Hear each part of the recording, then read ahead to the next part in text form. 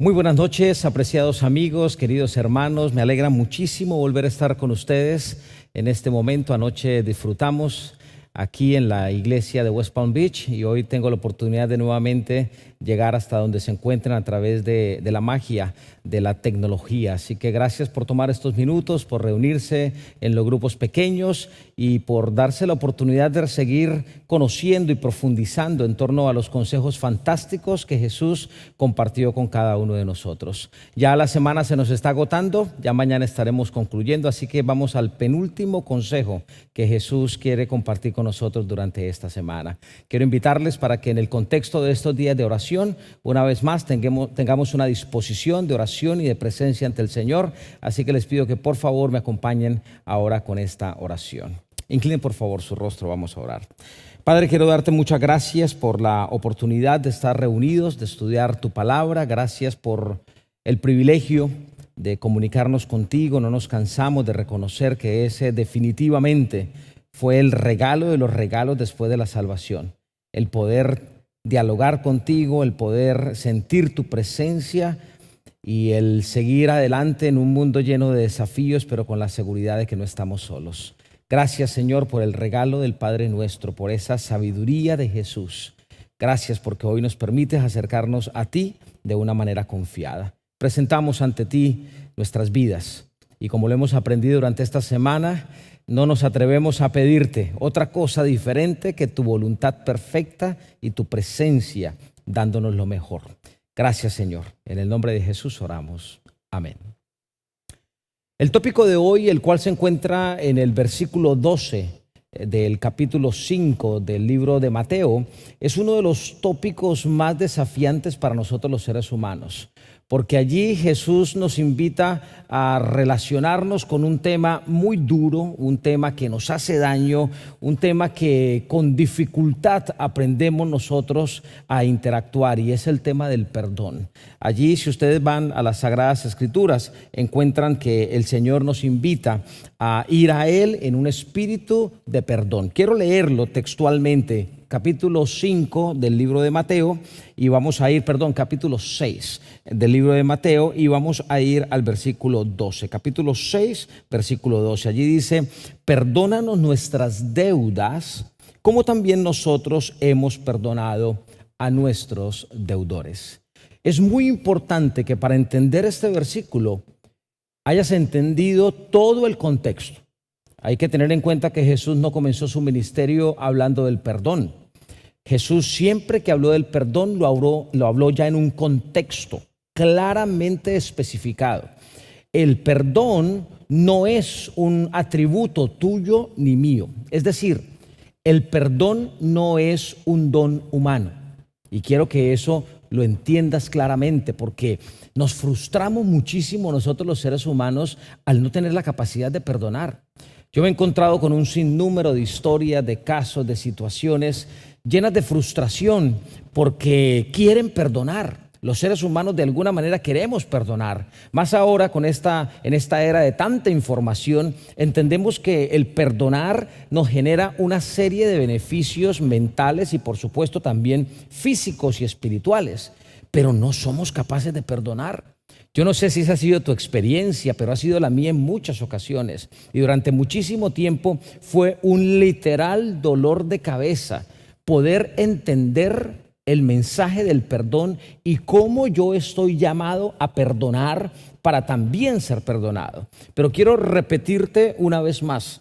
El perdón, siempre que Jesús abordó este tema, lo hizo en un contexto, es decir, no comenzó ningún mensaje hablando del perdón. Igual sucede aquí en esta oración a la mente, o oración para tu mente y para la mía, que es el Padre Nuestro. Noten ustedes que la experiencia del perdón está casi al final de esta serie de consejos que Jesús compartió con sus discípulos y que hoy tú tienes la oportunidad de conocer. Yo estoy repitiendo esto porque quiero que lo tengas claro. El perdón no es un atributo humano. Tú y yo nacimos, por ejemplo, con el atributo del amor, del servicio. Estamos llamados a amar, a servir. Es algo natural que está dentro de nosotros. Pero el perdón no está dentro de nosotros. El perdón en el contexto bíblico es un regalo de Dios. ¿Lo escuchaste bien? El perdón es un regalo de Dios. Por lo tanto, por más que yo me esfuerza a perdonar a otro ser humano, no lo voy a poder lograr. Porque es que el perdón no se aprende.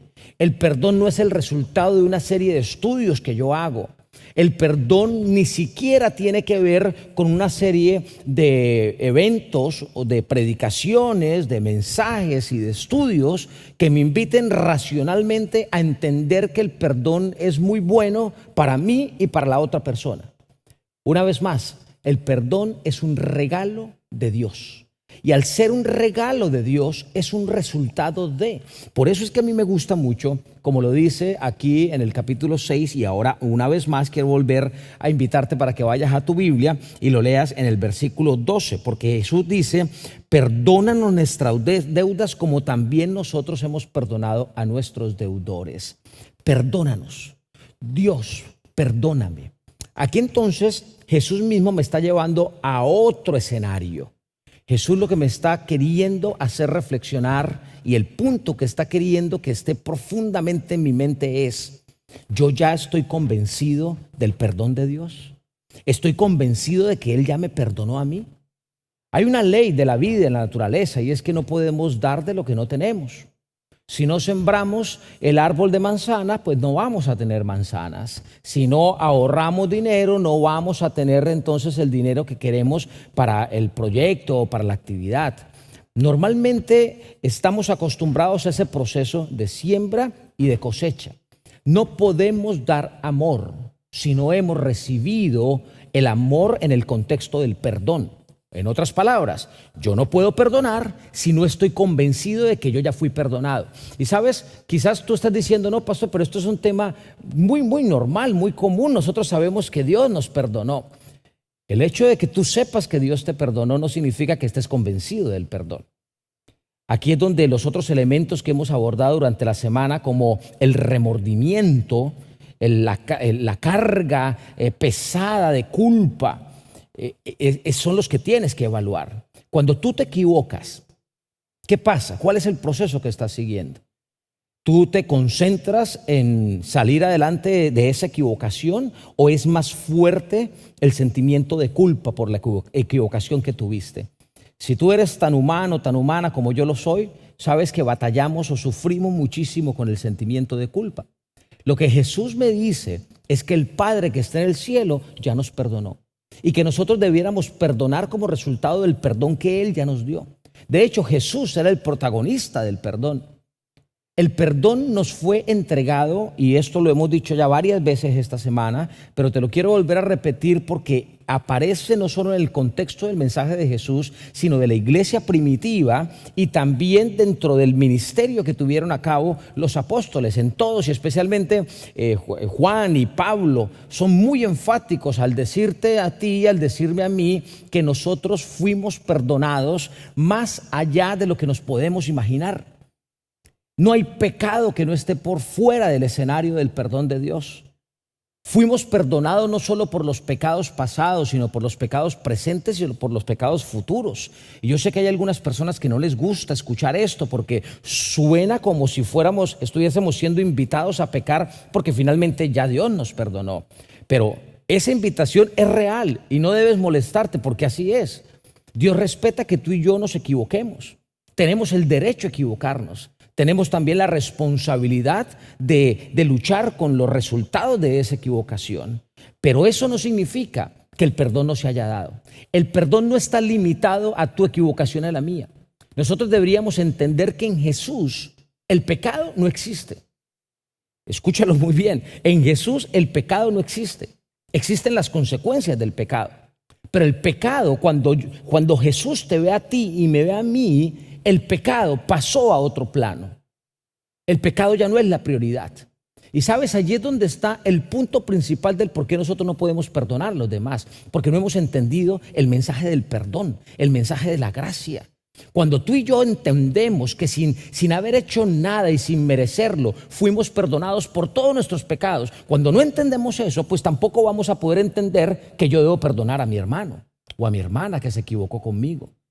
Hay una reflexión bíblica en uno de los libros que más me gusta, que cómo explica la vida de Jesús. Y hago referencia al famoso deseado de todas las gentes.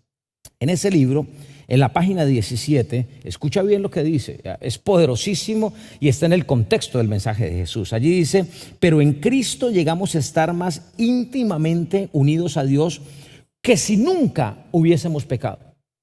Es decir, cuando tú y yo entendemos realmente lo que hizo Jesús, entendemos que Jesús nos ve como si nunca hubiéramos pecado. Y allí no se queda, dice más adelante, al tomar nuestra naturaleza, es decir, al ser como tú y como yo, humano, el Salvador se vinculó con la humanidad por un vínculo que nunca se ha de romper. Nunca. No hay ningún pecado, no hay ningún error tuyo y mío que logren romper ese vínculo que ya se creó con Él, con nuestro Salvador. Por lo tanto, la invitación, una de las que quiero hacerte en esta penúltima noche, es para que te convenzas en el nombre del Señor que Él ya te perdonó. Cuando tú te reconcilies con Dios, cuando yo me reconcilie con Jesús, gracias a lo que Él hizo, y me presente ante el Padre sin sentimiento de culpa, sino con una expresión de gratitud por lo que Él hizo por mí, entonces ya voy a comenzar a ver la vida de una manera diferente. Eso es mágico. Hay algunos que no les gusta la palabra magia, pero a mí me gusta mucho expresarla porque es algo que sucede de un momento a otro. No, es algo increíble la manera como Dios lo hace. Por eso fue que Jesús, justamente, tanto en el capítulo 5 como en el capítulo 6, Jesús nos invita a ver a los enemigos de una manera diferente. Y Jesús básicamente dice, nosotros nos hemos acostumbrado a orar por nuestros amigos y a amar a nuestros amigos, pero ¿qué tiene eso de especial? El desafío que yo les hago, dice Jesús, es para que oren por sus enemigos y para que amen a sus enemigos. Así que esa es la actitud. Hoy vamos a aprender solo dos cosas que creo que son muy importantes. La primera ya la presenté, pero la voy a volver a repetir porque quiero que la tengas muy claro. No puedes dar de lo que no tienes.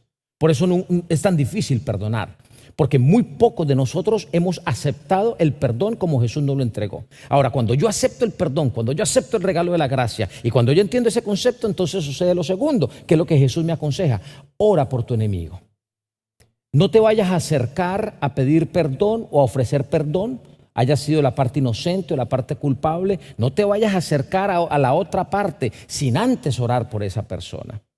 Pero noten que el texto bíblico, tanto, y no lo voy a leer porque aparece dos veces, tanto en el capítulo 5 como en el capítulo 6, en el Sermón de la Montaña, aparece no que tú ores ni por el éxito ni por el fracaso. Y como una hermana decía, yo entiendo, pastor, que después de lo que me hizo esa persona a mí, la manera como destruyó mi vida y mi hogar, yo voy a orar para que el Señor la reprenda y para que pueda pagar las consecuencias a la manera de Dios y no a la mía. No, así no funciona. Esto no funciona así. Ora por tu enemigo simplemente presentándolo delante de Dios. Quiero decirte que ese proceso no es nada fácil. Es doloroso, muy doloroso. Orar por quien me hizo daño, orar por quien me robó, orar por quien me destruyó mi hogar, como la persona que hice referencia, orar por aquel que me calumnió, orar por esa persona que me ha hecho tanto daño. Sí, mira, no te lo digo solo por mi experiencia personal. Esto funciona. Millones de personas lo han puesto en práctica y se han liberado. Porque es que el perdón, te repito, no es una decisión tuya y mía. El perdón llega como consecuencia de la presencia de Dios en mi vida. Por eso, Padre, perdona nuestras ofensas, como nosotros perdonamos a los que nos ofenden. Hemos entendido que si yo presento al otro, que es igual, una persona que se equivoca como yo me equivoco, si lo presento ante ti y simplemente te pido a ti que tú obres en esa persona como tú lo estimes conveniente, al comienzo te vas a dar cuenta que es muy repetitivo. De hecho, la primera oración, si lo vas a poner en práctica, porque sé que tienes muchas cosas y personas a quienes perdonar, y lo sé porque yo también lo tengo y yo lo practico todos los días. Pero te vas a dar cuenta que la primera vez que oras por ese fulanito o por esa fulanita que te hizo daño, no vas a tener muchas palabras. Y no importa, simplemente dile, Señor, yo sigo el consejo de Jesús y te presento a fulanito de tal ante ti. Esa oración se va a volver repetitiva quizás por 2, 3, 4, 5 días, pero te vas a dar cuenta cómo al pasar el tiempo comienzan a llegar otra serie de elementos a esa oración tan sencilla. Y sin darte cuenta, esa sensación que al comienzo fue tan dura, que a veces tiembla la voz, se va la respiración. Y yo recuerdo a alguien que siguió este consejo y en cierta ocasión me dijo: y pastor, cuando yo comencé a orar por esa persona, yo le dije al Señor: Señor, yo no quiero orar por esta persona porque no me sale. Y así es, va a ser tan difícil que quizá no te va a salir la oración. Bueno, pide la ayuda del Padre en ese momento y Él va a estar allí para ayudarte y Él te va a comenzar a dar las palabras. Pero cuando antes hablabas de esa persona y te temblaba la voz y te temblaban las manos y los dedos, te vas a dar cuenta que con el paso del tiempo hablas inclusive de esa persona. Te relacionas inclusive con esa persona sin querer decir que vuelvas a ser ese amigo o amiga, persona íntima o cercana que antes eras, pero inclusive puedes verlo y ya no te da ese dolor de estómago y ese sentimiento tan terrible que te dañaba el día y las circunstancias que estabas viviendo, ya no. Comienza a desaparecer por sí solo. Esa es la experiencia del perdón. Ora por tu enemigo, ora por tu enemiga, ora por aquel que te hizo daño, preséntalo ante el Señor y deja que el Señor vaya llevando tu mente y tus emociones. Y si esa persona da elementos de cambio reales, no el arrepentimiento que vemos todos los días simplemente para salir del problema y para decir aquí no pasó nada, no caigas en ese error. La Biblia y Jesús también dan muchas orientaciones en cuanto al verdadero arrepentimiento. Así que hoy quiero invitarte para que pongas en práctica ese segundo elemento. Cuando tú pones en práctica esos dos principios, tú te reconcilias primero con Dios, entiendes en la gracia, la aceptas y segundo, oras por aquel que te hizo daño, el perdón va a llegar. Porque cuando Él te perdona, tú también perdonas. Y evalúa muy bien. Dios te va a mostrar si realmente esa relación puede volver a tener vida o si simplemente es una persona que queda en la referencia de la vida, pero ya no hay dolor en tu corazón, ya no hay ese sufrimiento. Por eso Jesús dijo: gracias, Señor, porque tú perdonaste mis ofensas, así como yo perdono a aquel que me ofende. Quiero invitarte para que en este momento oremos y le demos gracias a Dios por el regalo del perdón que viene de Él y que da estos frutos maravillosos de la paz, de la tranquilidad y de la sonrisa a pesar de las circunstancias. Él sabe poner todo en orden, inclusive esta área tan desafiante que tiene que ver con el odio, con el perdón, con la reconciliación y con las personas tan difíciles que somos todos nosotros. Quiero orar contigo. Si tú quieres orar conmigo, por favor, únete también a este momento. Padre, quiero darte muchas gracias porque no se quedó detalle dentro del ministerio de Jesús. Gracias por perdonarnos. Gracias por tanto amor, por el regalo inmerecido de la gracia y también por el privilegio de interceder por aquellos que se equivocan de forma diferente, pero que también están equivocados como nosotros nos equivocamos constantemente. Gracias, Señor, por cambiar nuestra forma de pensar. Gracias por la sanidad que das a nuestro cuerpo también. Gracias por cada grupo pequeño, por cada hermano que está compartiendo este mensaje. Y gracias, Señor, especialmente por ser tan bueno con nosotros, por ser nuestro Padre y por darnos este vínculo maravilloso para poder vivir relacionados contigo. Te amamos con todo nuestro corazón y te damos gracias por una noche más de descanso. En el nombre de Jesús oramos. Amén. Mañana tendremos la oportunidad de reflexionar por última vez sobre esta historia fantástica o este mensaje revolucionario de Jesús que es el Padre Nuestro, una oración para tu mente y para la mía. Una feliz noche, que el Señor nos bendiga.